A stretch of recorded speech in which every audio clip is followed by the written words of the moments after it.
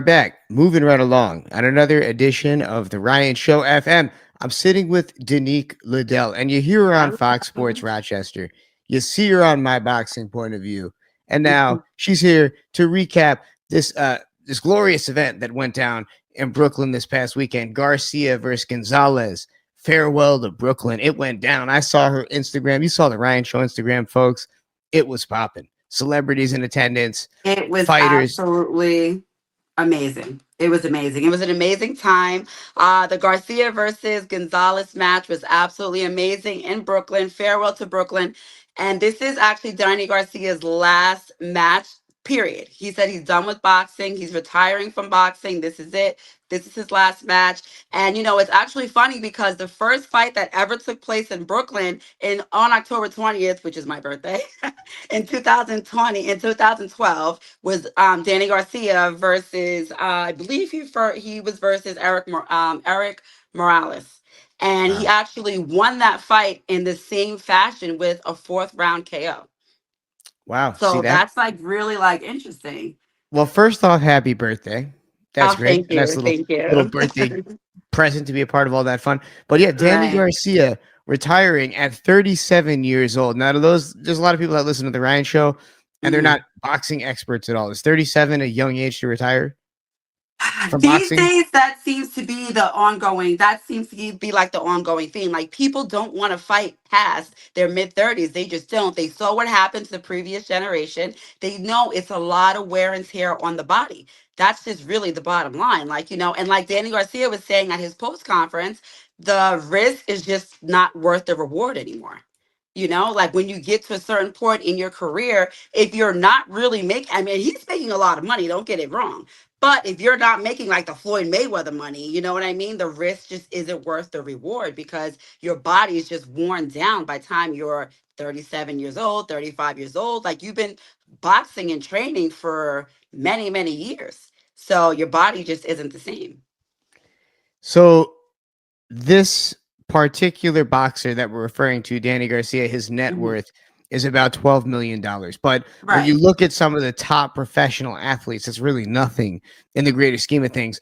We didn't really Yeah. talk about this much with Coach Wade. We had, to those Yeah. that are tuned in, we had Larry Wade on. He's coaching Jake Paul. Great interview, by the way, Denise. Thanks for Yeah, that's setting that up. awesome. Um, Obviously, this guy's making money hand over fist, and he's changing boxing. The viewership is changing. Do Hmm. you think a guy like Danny Garcia, say he became a professional boxer now instead of back, 20 years ago, that he'd have a net worth way higher than $12 million with the direction that things are going now? Absolutely. That is absolutely the truth, especially when you see people entering the boxing industry like Turkey Al Sheikh. I mean, he's paying these guys way over the amount of money that they've ever seen in life. And then now with these exhibition fights taking place, forget about it. What they're saying right now is Tank's going to make $40 million off of the Jake Paul fight. I mean, that is Wow. really insane. That's a lot of money to be making for boxers. Boxers have never really seen those kind of figures if you're not like an absolute elite level boxer. So So if you're how getting much into the would a game guy like now, Tank have made before that? You say $40 million for the Jake Paul fight. How much would he mhm, make? And he's the biggest fighter in his weight class, right? right, Of his right, generation. What right. is he making? Do you happen to know off the top of your head for a regular fight? He definitely makes money because they make money off the back end. He definitely makes millions of dollars for his fights. Yeah. But I don't really want to like say too much because I'm not, an expert when it comes down to breaking down their money. But I know that if you say they make $1 million off of a fight, they'll probably walk home with like 400,000. All When right. it Well, I comes looked it down up to for us. taxes and all these other different things that they have to pay sanctioning fees, they have to pay for their belts, they have to pay for so many different things. So think about this, Unique. I just looked it up so that we can get Mhm. right to it here. The last fight purse was $10 million, and that was versus Lamont Roach Jr. Right, and that's exactly what I rounded it all. And he's a top level boxer. So imagine. And his total earnings in his career 92.6 million. So one fight with Jake Paul is nearly half his career earnings. Exactly. Exactly. And if you don't think that these boxers are looking at that, they are. They all want to get the big purse. No one wants to go. I mean, there definitely people they want a legacy.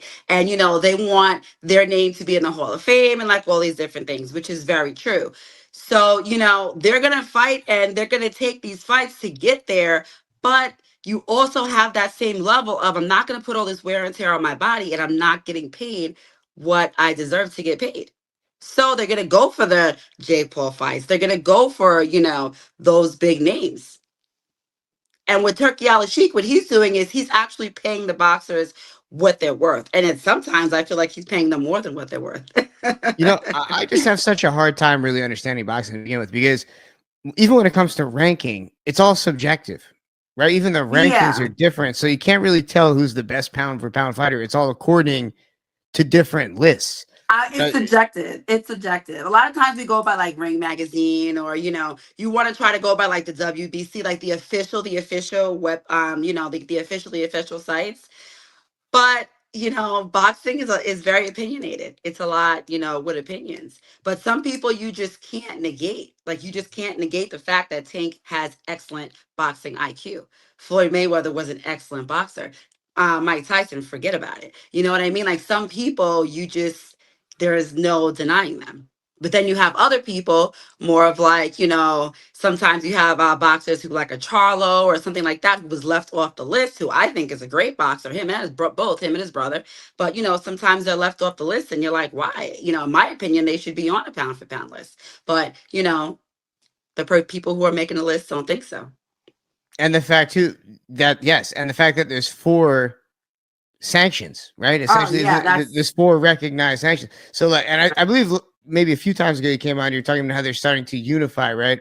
And right, and that gives more legitimacy to the sport itself. When it's right. spread too thin, I mean, all the professional sports condense down. Even look at basketball. There was the NBA and the ABA. They turned into one.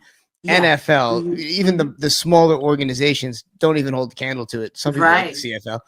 Yeah. Baseball, the National League and American League, they all seem to come together. So maybe that Right. also has something to do with it. But back to this showdown in Right. Brooklyn, there were some big fights. So let's just start off with the big fight of the night: Danny Garcia versus Daniel Gonzalez. What were the takeaways? Do you really think this is Danny Garcia's last fight? He actually said that he was at the post conference. He said that he was 85% retired, meaning that if the price is right, he would definitely come back for another match. So to me, that says I don't see that this is going to be the last time we see Danny Garcia in a ring. We're at least going to be able to see him in like an exhibition match, or we're going to see him in a big match, maybe where Turkey Al Sheik will make a big fight for him. And I think that we'll see him grace the ring once again. I would actually love to see it, especially after this weekend's fight. I mean, he came in there first round. He gave Gonzalez a problem the first round, and I said to myself, I looked at my videographer Deanna, and I said to myself, this is going to be a short night. From the first round, Danny Garcia came out there, and he was handling him first round. By the time we got to the fourth round, within 45 seconds of the first round, he knocked him out and Yeah, he and could not get back up. He could not get back up, literally. Gonzalez actually rolled by us in a stretcher going out. And I believe that I wow, saw that I don't know if it was I think he broke his ankle or he fractured his ankle, something like that. I remember I saw, I think I saw it today on social media that he had brutal. fractured his ankle in that A fight. Yeah. So I knockout think he in the fell a fourth certain round. way. Yeah. Knockout in the fourth round. He couldn't get back up. And that seems to be look, it's brutal and it's barbaric, but man, I just love it when it ends in a knockout. Who doesn't, I right? And know. it doesn't The seem like crowd there were literally many. went wild. Like it was great. Like the crowd went ballistic. It was great. It was such, like the emotion in the crowd was great. It was so much fun. And it was so great to see. Like I love Danny Garcia. I like, as a person, like, you see him on the interviews and stuff. And he seems like a really like a family guy, like a really like personable guy. And I was happy to see him in his last match at Brooklyn with a fourth round KO. It was spectacular. I loved it. I really, really did. And Gonzalez, he's a good boxer, but he just didn't have any answers for Danny Garcia. And I really find it funny that he was the first boxer to ever open up a boxing match in Brooklyn at the Barclays, and he had a fourth round knockout as well against Morales. Gotta love it. All the little connections. So down to frenemy of the show, and I say frenemy because the guy, man, I'd love to have him on the show, but we keep having scheduling mishaps. But Chris Colbert, who you will one day hear on Yeah, this radio program, he fought yeah. Blaze He Cotto Yes, Carlo, he did. Caught him. Caught him. and he washed him. It wasn't a He did. knockout. It wasn't a knockout. It was an eighth round. It was an eighth round bout. It wasn't a knockout, but he did knock him down though. I believe he knocked him down in the fifth round. He dropped him in the fifth round. So after that, I said, okay, he's gonna finish him. Like we went into the sixth round, I was expecting like a finish, but we didn't get the finish, and it did go to the decision. But ultimately, Colbert was victorious, and it was good to see that as well because he is also a Brooklyn native. So I love to see stuff like that. I love to see people coming home. Even for Danny Garcia, he's from Philadelphia, but Brooklyn has definitely adapted him. We love him in New York. And, it was kind of almost like a close to homecoming match as well for him, too. But it was good to see Chris Colbert win in the fashion in Brooklyn in his native hometown. So that was great. So there was, if you had to pick fight of the night, Danique, what do you got? If I had to pick fight tonight, it's definitely going to go to the headliner, to Danny Garcia versus Daniel Gonzalez. It's definitely going to go to that. That was an explosive fight. It was great from, like I said, from the minute we went out, from the minute he went out in the first round, it was amazing. And then the fourth round knockout, and within 45 seconds of the fourth round, like he knocked him out, and it was mayhem in the stands. It was great. It really, really was. It was You gotta amazing. love it. So, Yeah. as I said earlier, my boxing point of view, you could always wait until Sunday if you want to hear Danique when she makes an appearance on what's going on. But my boxing point of view has nonstop boxing content. What do we have next? What type of coverage do we have leading up to this fight with But I Jake also Paul? wanted to I also wanted to say where how Danny Garcia he's ending his career at 38-4 with 22 knockouts. So that's impressive, 22 knockouts is definitely an impressive thing.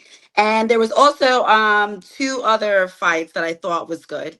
So you had Gabriel Rosado versus Alexander. Rosado run that fight. That was actually a really good fight. And there was an up and coming boxer that was there that boxed earlier on the undercard. His name was Alex D. Jesus, and that was an actually really good match as well. So look out for him, Alex D. Jesus. He was really good. All right. So if we have to look out for one fighter of the night that you saw with all these great up and coming fighters, Alex De Jesus. Alex De Jesus. Yeah, I thought that he fought really well in his match, How and did it I seems even? like But how do I mispronounce De Jesus? Jesus. that's the Look, American in you. It's just it's not so even the American. American. That's the white devil in me. That's crazy. Well, Stop! Danique, Don't say that. thank you so much for Oh, joining but us. we As didn't always. mention the celebrities that were there. We Well, definitely have look, this is celebrities our in the time building to too. direct them to my boxing point of view. I saw you there with Dave East. I saw you there with Maybe Gilly the Kid. Who were some of the other Billy. celebrities you were out there with? Fabulous was there. Teofimo Lopez. Edgar Berlinga was there. He actually said that he was going to have a fight coming up very soon. He was going to have a fight date announcement. So that's good. Edgar Berlinga is also from Brooklyn. And Mm, Meek Mills was there. Mano was there. So it was a lot of stars in the building, And there was actually other stars too that I just really didn't notice them because I was really like so fixated on this match, you know. gotta love it. You're holding it down greatly for Fox Sports Rochester. I know they're thanking Thank you up there you. in the barren, cold wasteland that is Rochester. You know we're never stepping foot in that city, but we love them. Maybe, maybe. Maybe we'll see. Probably Maybe not. we'll I've been take a saying it ride for up years. there, Ryan. Been Come there for on, you 4 years. can't do I can get out of my house. Well, I barely made it to Men's house today. That was a Stop struggle. it. You Stop it. think You're I'm only gonna? in the Hamptons. It's not that far. Yo, they say in the Hamptons, if you go past the Shinnecock Canal, then you're an outsider, and you're definitely not a part of the Hamptons. That's the You know qualification. what? You're absolutely right. I believe that a thousand It is, percent. and I like don't think it's I've like a ever been whole. out to Shinnecock Reservation. We got to take you out there. It's great, but it's essentially a portal. Once you go past, maybe it's a spiritual thing. Once you cross that Shinnecock Canal, you're in the Hamptons, and once you leave that Shinnecock Canal, it's scary. It's a weird place in between You New know York what? City. I don't really go past my neighborhood to tell you the truth in Long Island, and that's I live like borderline, borderline Suffolk, Nassau, and I go, to the Hamptons, to Zoe, and to the Hamptons house. We've been and those things, but I'm not really, traveling too far into out east. Not It's really, not tough. me. No, I'm more of a city girl. Yeah, I get it. And But you can meet us there. Rochester, we will come up there to visit. Maybe we'll do an event or something. We have to do. We'll do something out at Zoe, like you said, Yeah. or just nowhere in between Zoe and New York City. Maybe Queens. Maybe we can settle on Queens. And this is no offense. I live like up island, as we call it. See, we even call the whole thing up island. Yeah. So we call it. See, oh, we're up island. But Denise, thank you very, very much. And real quick, one last question: what do we have to look forward to in terms of your coverage of Jake Paul? I know that you have a lot going on with my boxing point of view, Right, right. So leading up to the fight. I'm planning on I'm definitely planning on trying to cover the fight, the Jack Paul fight in Florida. Me and my videographer. But I'm just waiting back to hear back from their team about that. If not, I'm definitely going to be covering it. If I don't go down there, I'll be covering it. Just everything that goes on as far as behind the scenes in the industry, and I'm definitely going to let everyone know. As soon as I know, you guys will know. It'll be on my boxing POB or the Ryan Show or what's happening, one or the other, That's it. or You know what's all going on. three. All three it'll Exactly. be on. You already know it's going to be on all the platforms. Denise, thank you very much. Everybody, keep tuned in. Mhm. We've got more content coming away right here tonight on the Ryan Show FM. Thanks for listening, folks. We shall return shortly. Bye, guys.